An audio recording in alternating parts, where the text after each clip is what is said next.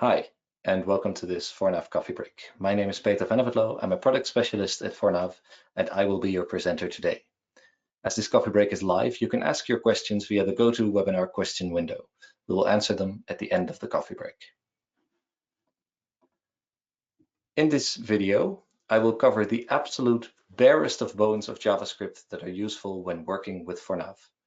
ForNAV is a powerful tool. It allows people who are not developers to meaningfully change layouts and reports. A part of that is because of the ForNAV Designer itself, providing a useful interface to visually edit and the design of your layouts. Another part of the appeal is the built-in JavaScript editor that allows anyone who uses the ForNAV Designer to access data from the dataset and use it in the broadest sense. From simply displaying the data to actually operating upon data, or even to use values to alter the layout in unrelated ways, the JavaScript editor can make your report sing and dance.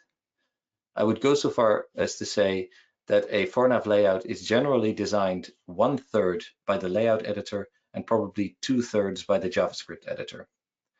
That's why it's such a surprise to me when people stop me when I mention using JavaScript, saying, oh, I don't do that stuff. I just want to change this dynamically in the layout. JavaScript is how we change things dynamically in the layout. There's no trick or gimmick or hack involved. It's just an extremely basic introduction to JavaScript meant for people who use ForNAV, but who always mentally switch off whenever the JavaScript editor comes up.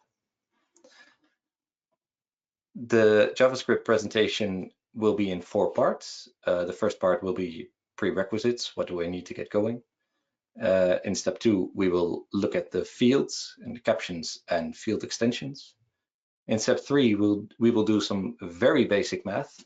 And in step 4, we will use some simple checks to control the show output property. Let's start with the first step.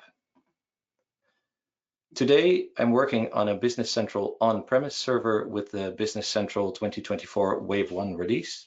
I've installed the ForNAV customizable report pack, and I have executed the step-by-step wizard from the assisted setup to get started. Of course, everything I do today will work for a cloud environment as well. Most of the actual JavaScripting will be done in the ForNAV Designer, so I also have that installed. The ForNAV Designer can be downloaded from the ForNAV website.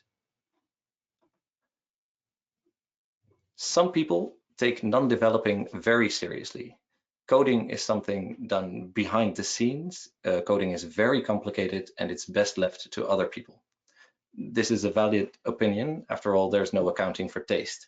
However, it can make working with ForNAV a lot more complicated than it needs to be. ForNAV is designed to be friendly to users without AL experience.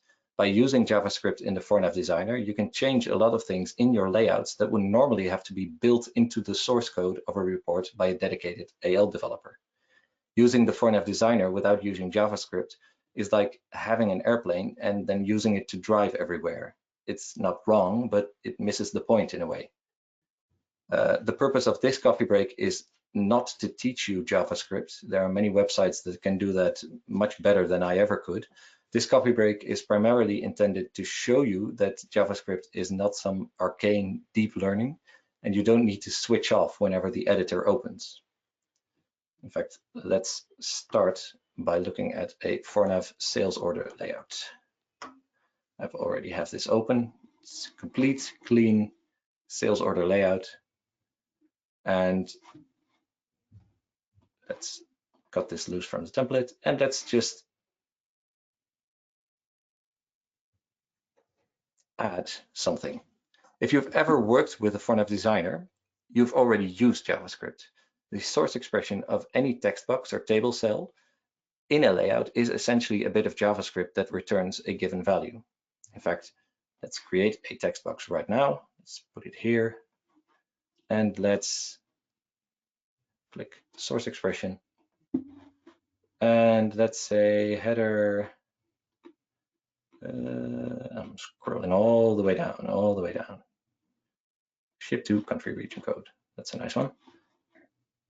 And you can see the field name always takes this basic form. It's the table dot and then the field name. When you see this, you know you're using something in JavaScript here. Let's make this a nice misty rose, see what happens. Preview this, review it, and there we go. We just use JavaScript to get the ship to country region code. Now, in the same way, let's close this. Each field also has a caption that works almost the same way. Copy paste this from somewhere else. Copy paste this. So it's around brackets that it copied for me. Now let's put it on a new line. This is the field table.name, and this is the caption, still table and name at the end, but just with the name field captions stuck in the middle. And then it gets the caption for this field. Now we've stuck them together by simply using a plus, then a bit of text between these single brackets, another plus, and then the second bit of text. And if we look at this, preview, preview, and now it just gives us the caption, the colon, and the space, and then the field name. It's as simple as that. In fact, I can even make this simpler because we can also use a field extension, because a field extension is essentially exactly what we just made. It's the caption, a colon, a space, and then a field.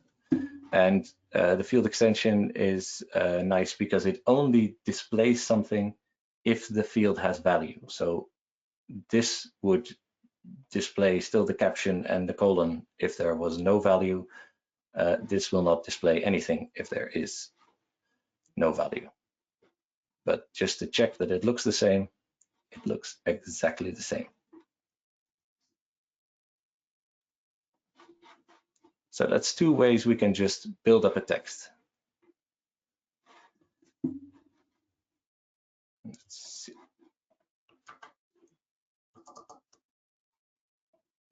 Now that's been very fun and useful, but we've only displayed fields basically as they come out of the database. Can we do more? Of course we can. Let's operate on numbers. Let's use JavaScript to turn our sales order into a little calculator. First, let's go back to the design and let's cut these 3 bits loose from the master report. And let's face it, I'm never going to give my customers any discounts. So we're going to use the line discount to do something fun. First, I'm going to give it, not in the header, I'm going to give it the line dot quantity, there it is, quantity. No, sorry, the gross weight, that's what I wanted to do. Where is it? Gross weight, line discount. And for good measure, change the caption as well. Gross weight, gross weight. Give it a nice color. Now this will basically just display the gross weight of the items. See, 75, 120, but this is the single gross weight of a single item. So now the fun starts, because now the calculation begins. Let's open the source expression.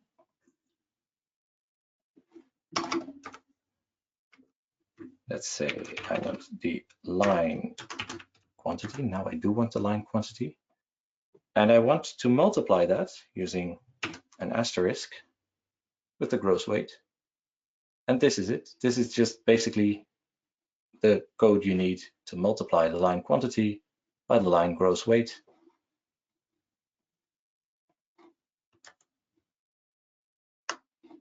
And if we pretend print confirmation, you can see now it gives us the gross weight for the whole line.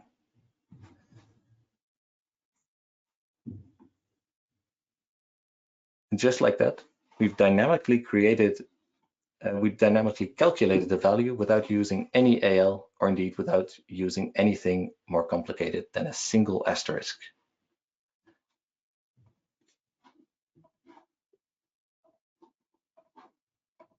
Now, so far we've grabbed data from the database and displayed it either cleanly or used as part of a formula that we showed the result of.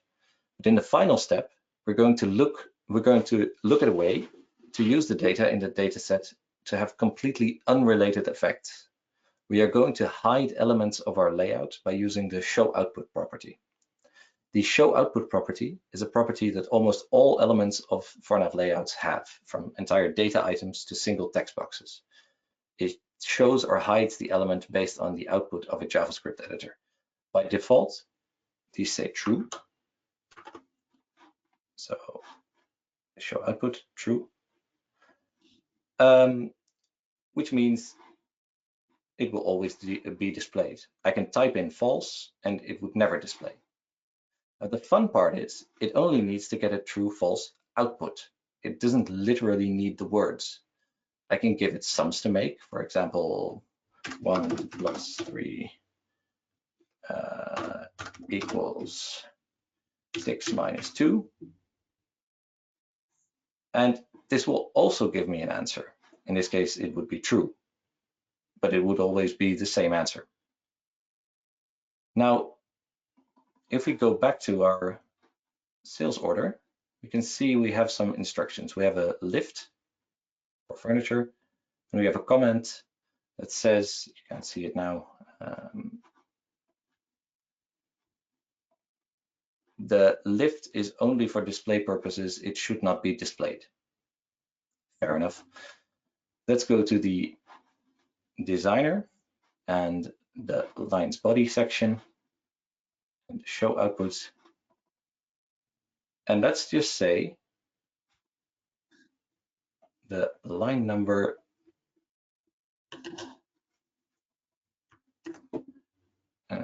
again, the weird line number should not be equal to, that's what this means. The exclamation mark equals, that means not equal to lift. This will work. This would filter out this lift. I happen to know that the comment refers to all of the resource lines, so I'd better future-proof it by saying, instead of this, line type should not be equal to line field options, because type is an options field. And now I can select one of the options, and I want to say resource. So the line type should not be equal to the option resource, which is what we want. Save. Let's see what this does. Print confirmation.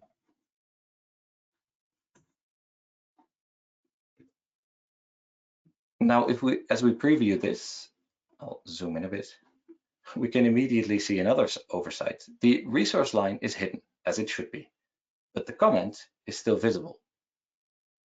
So rather than hiding only the resource lines, let's make it so that only lines displaying an item are hidden. So let's say, again, for the show output, the line type should be the same as item.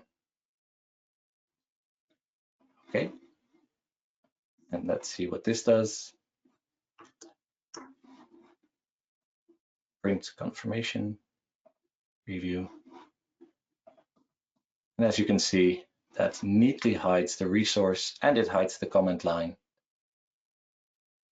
just like we want. So let's recap what we just did. To start, we looked at basic fields, field captions, and field extensions in the JavaScript editor in ForNAV. Then we had a quick look at how to use operators to combine fields and create new output. And finally, we used JavaScript to check whether a line in our sales order document should be displayed or not. For further information, I would highly recommend W3 Schools, which have an excellent overview of various JavaScript and other coding languages. Thank you for listening to me so far. Let's see if we have any questions. Seems not, but I'll give it a moment. In the meantime, if you want to know more about ForNAV or if you want to download the ForNAV Designer and Converter, please visit our website. If you want to install ForNAV in Business Central Cloud, please visit the Microsoft App Stores. You can watch more videos about ForNAV on our YouTube channel. If you have any questions about ForNAV, please email them to support@fornav.com. For a full list of upcoming and recorded coffee breaks, please visit fornav.com/coffeebreak. There are still no questions, so I'll close it off by saying thank you very much for joining and goodbye.